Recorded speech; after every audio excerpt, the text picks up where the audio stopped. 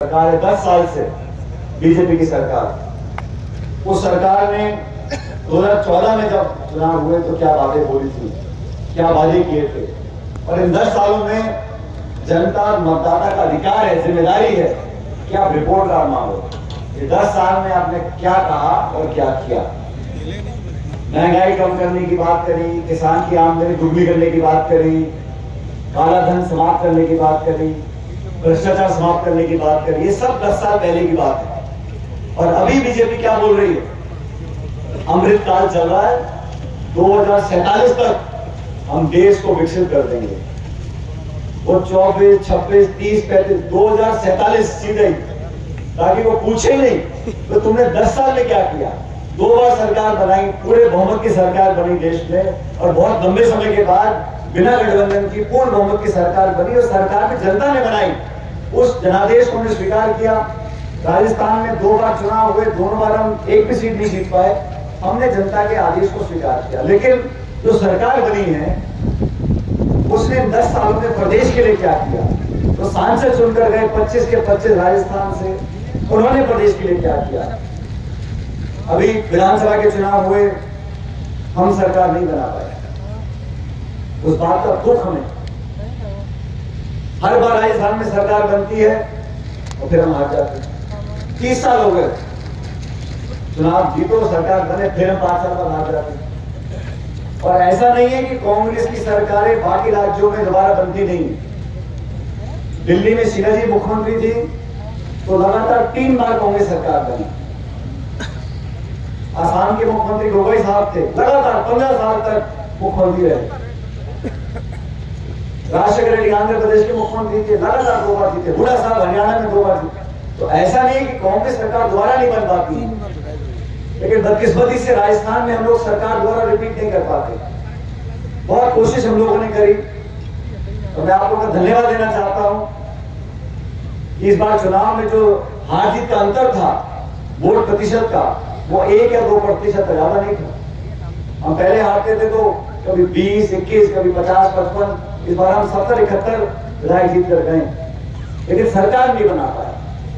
तो ये एक और मौका हमको मिला है अपनी भूल सुधारने का, और पूरे देश में, पूरी दुनिया देखना चाहती है कि वो दल, वो पार्टी, वो सरकार जो संवैधानिक संस्थाओं को नीतिगत तरीके से उनकी जड़ों को कमजोर करने का काम कर रहे हैं। साथियों, आप सब देख रहे हो देश में जो बड़े बड़े निर्णय हो रहे हैं वो सुप्रीम कोर्ट कर रहा है। आज राम मंदिर का निर्माण हुआ देश में, सुप्रीम कोर्ट के आदेश से हुआ। कोई नेता, कोई दल, कोई पार्टी को सरकार कहने की बात नहीं, लेकिन इस देश का सबसे बड़ा जो न्यायालय है, सर्वोच्च न्यायालय, उसने ये निर्णय लिया कि राम मंदिर का निर्माण होना चाहिए। और सब पक्षों की बात सुनने के बाद सब पक्षों ने अपनी दलील रखी। अंत में जो निर्णय कोर्ट का, सुप्रीम कोर्ट का था, हम सबने स्वीकार किया। शांतिपूर्वक तरीके से भव्य मंदिर का निर्माण हो गया। ये बात मैं इसलिए बोल रहा हूं कि सुप्रीम कोर्ट का जो जज होता है, वहां का जो निर्णय आता है वो सारे देश को स्वीकार होता है। क्यों होता है सुप्रीम कोर्ट का निर्णय स्वीकार क्यों होता है? क्योंकि सुप्रीम कोर्ट में आस्था है कि कोर्ट का जो आदेश है वो निष्पक्ष होगा, वो सारी दलील सुनने के बाद जो सही होगा उस काम को करेगा। सुप्रीम कोर्ट का जज भी इंसान है, वो आसमान से नहीं आया, लेकिन उसके निर्णय को हम मानते क्यों है? क्योंकि उस संस्था की विश्वसनीयता है। सुप्रीम कोर्ट या कोर्ट का आदेश देता है, हम लोग उसको मानते हैं क्योंकि हमें विश्वास है। दुर्भाग्य से 70 साल से जो संस्थाओं को हमने पोषित कर मजबूत बनाया, उन संस्थाओं को खत्म करने का काम सरकार कर रही है। अगर सुप्रीम कोर्ट के जजों पे, सुप्रीम कोर्ट पर जनता का विश्वास खत्म हो गया तो झगड़ों को रोकेगा कौन? आप आदेश को मानने से मना कर दो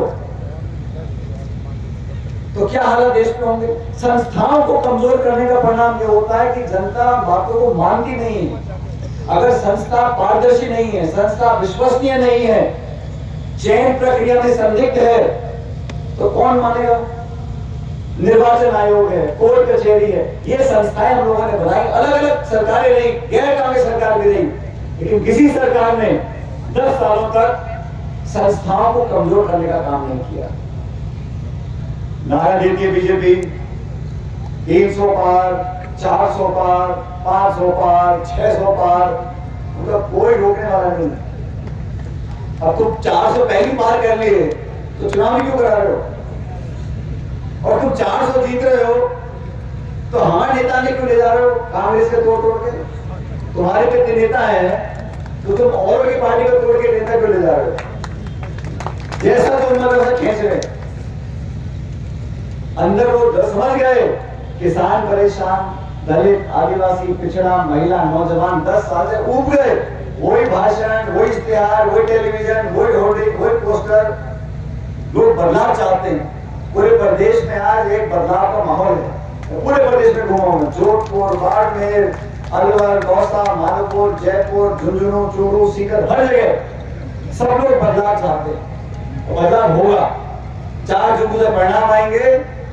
इंडिया गठबंधन और कांग्रेस की सरकार देश में बनेगी, ऐसा मैं मानता हूं।